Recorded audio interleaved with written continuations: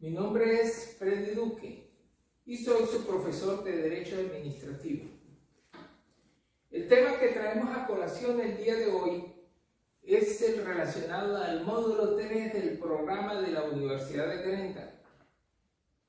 Aquí encontramos lo que es el acto administrativo.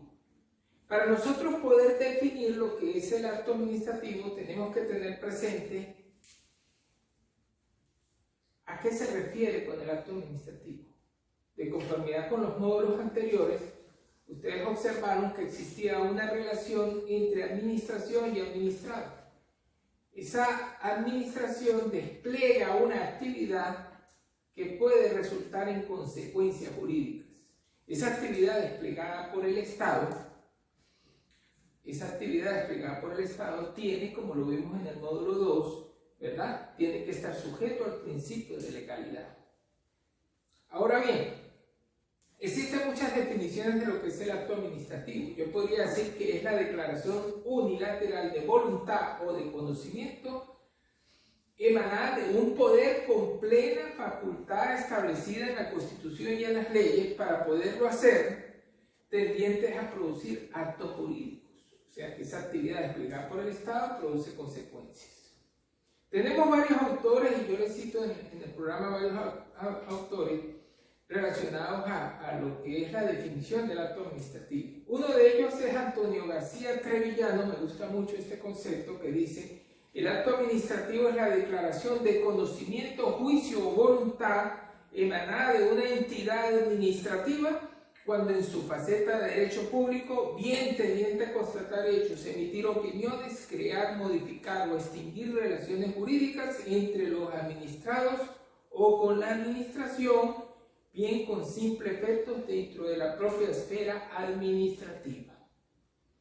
Hay otra definición muy sencilla, muy simple, pero certera, que es la del profesor Eduardo García de Enterría, quien dice que el acto administrativo sería así: la declaración de voluntad, de juicio o de conocimiento o deseo realizado por la administración en ejercicio de una potestad administrativa distinta a la potestad reglamentaria. De lo opuesto, resulta entonces que los actos administrativos son decisiones, declaraciones o manifestaciones de voluntad o de juicio del Estado, del órgano de la administración pública. Ahora bien, esos actos administrativos deben regirse por unos principios constitucionales. Esos principios constitucionales, como los vimos anteriormente, se refieren a, en primer lugar, el principio de legalidad. Todo acto emanado de los órganos de la administración pública están sujetos al control de legalidad. También es importante que debe responder al orden jerárquico de acuerdo a los poderes públicos, ¿verdad? De acuerdo a cada poder, también es importante. También es importante señalar dentro de los principios que cosas del principio de presunción juris tantum, es decir, aun cuando el Estado dicta un acto administrativo, ese acto administrativo puede ser revisable si está alejado o tiene vicios de legalidad. Debe también respetarse el principio de la separación de los poderes públicos para poder garantizar que el acto administrativo sea limpio. Ahora bien, vamos a tratar dos puntos importantes que son los modos de extinción de los actos administrativos, o sea, cómo se extingue un acto administrativo, y los modos de invalidez o de nulidad del acto administrativo. En cuanto a los modos de extinción del acto administrativo, estos se producen a consecuencia de la cesación, agotamiento, consumación o eliminación de los efectos jurídicos que produce el acto administrativo. Dentro de ellos podemos citar en primer lugar el cumplimiento del objeto. Una vez que el acto administrativo alcanza el fin para el cual estaba propuesto, se extingue. Esa es la primera forma de extinción. En segundo, el decaimiento. Ello supone que la extinción del acto administrativo se produce por un hecho sobrevenido, ¿verdad? Puede ser por la imposibilidad física o jurídica del poder cumplir el efecto práctico dispuesto en el acto administrativo, por producto de o a consecuencia de un acontecimiento posterior a su emisión. En este caso, el acto administrativo se extingue no por voluntad de la administración del destinatario o por simple agotamiento de sus efectos, sino por un hecho posterior o sobrevenido en su emisión que ha producido la desaparición del presupuesto fáctico jurídico que lo justifica. La otra es por expiración del plazo. Hay actos administrativos que se dictan por un periodo de tiempo determinado y una vez vencido ese tiempo, pues tiene que producirse como consecuencia la extinción del acto administrativo. La otra es por renuncia o rechazo. Esto supone que el sujeto manifieste su voluntad de que había sido adquirido un derecho, pero él declina del ejercicio de ese derecho porque considera que no va a recibir ese acto administrativo para el cual fue beneficiario. Otro de los presupuestos de extinción es la caducidad. La caducidad no la podemos definir como la definimos en el derecho civil. La caducidad se refiere al incumplimiento de las obligaciones. Ahora bien, ese incumplimiento debe ser o debe constituir una consecuencia de incumplimiento grave para que el ordenamiento jurídico le extinga ese acto administrativo.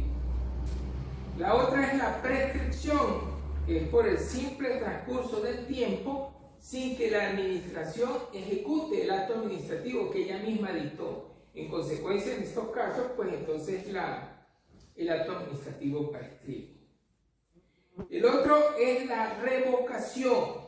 Esto es un principio que algunos países son aceptados en algunos países de legislación avanzada en materia de derecho administrativo, que es que los actos administrativos pueden ser revocados por la propia administración pública. Eso forma parte de lo que es el principio de autotutela.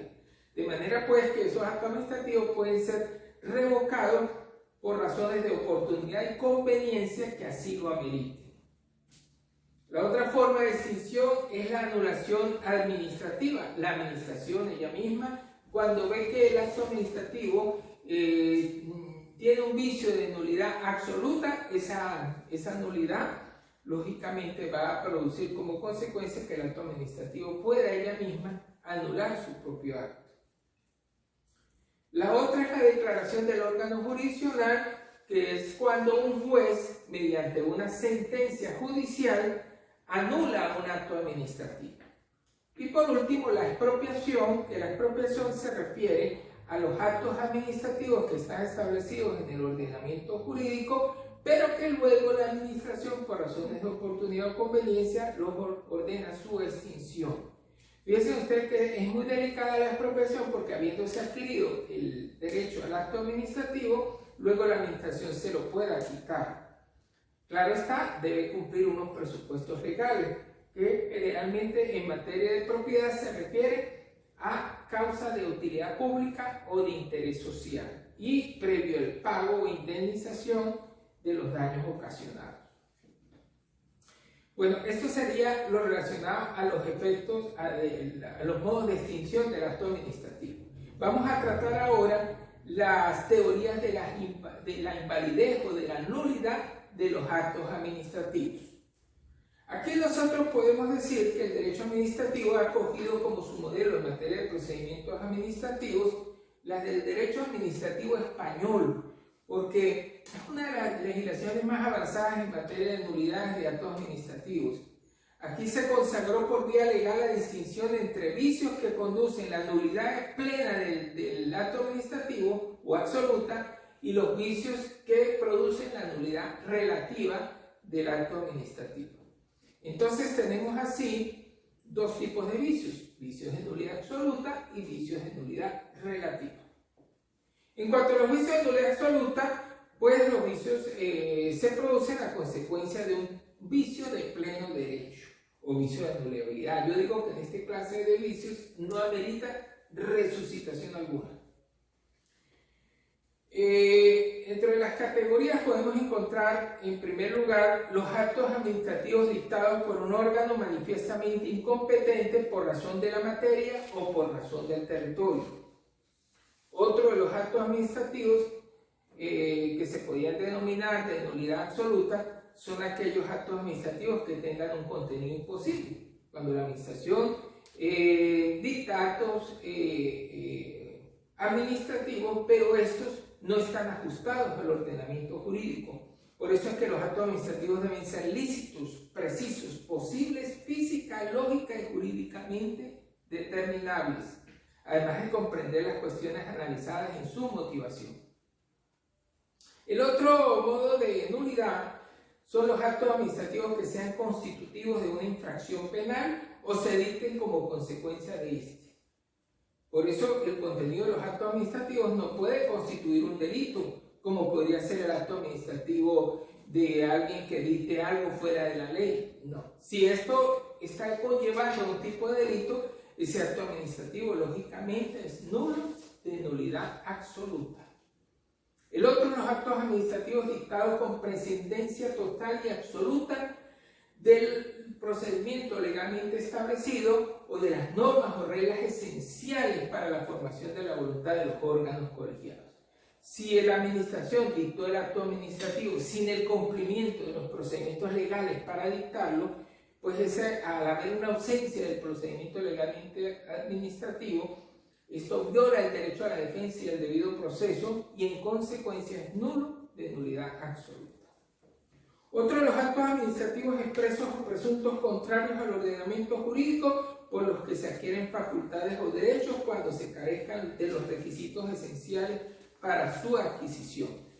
Esto es indispensable porque para que la administración le otorgue un acto administrativo a una persona, o sea, beneficiario de un acto administrativo, debe cumplir con los requisitos esenciales para su adquisición. Si no los cumple, esto produce la nulidad absoluta.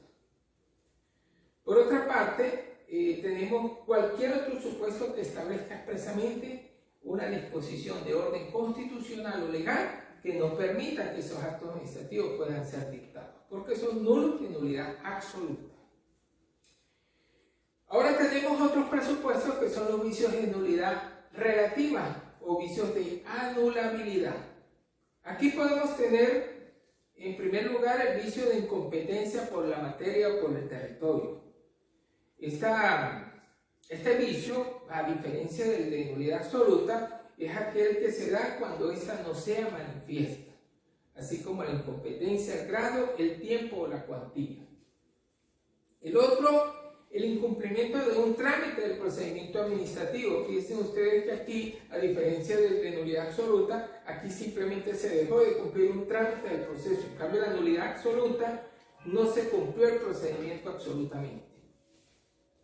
El otro vicio es la motivación. Todo acto que emane de la administración pública debe ser motivado. Es decir, que debe indicar cuáles son las razones de hecho y de derecho por las cuales la administración dicta el acto para que el administrado sepa por qué la administración dictó el acto administrativo en la forma en que lo dictó. Si no los conozco, ese acto puede ser tachado por vicios de nulidad relativa porque no está debidamente motivado. Otro es la violación del principio de globalidad, exhaustividad o congruencia de los actos administrativos. Por eso es importante que la administración, cuando se pronuncia para dictar el acto administrativo, debe incluir en ella todas aquellas cuestiones planteadas por los interesados, que en este caso son los administrados, que intervinieron en el acto administrativo.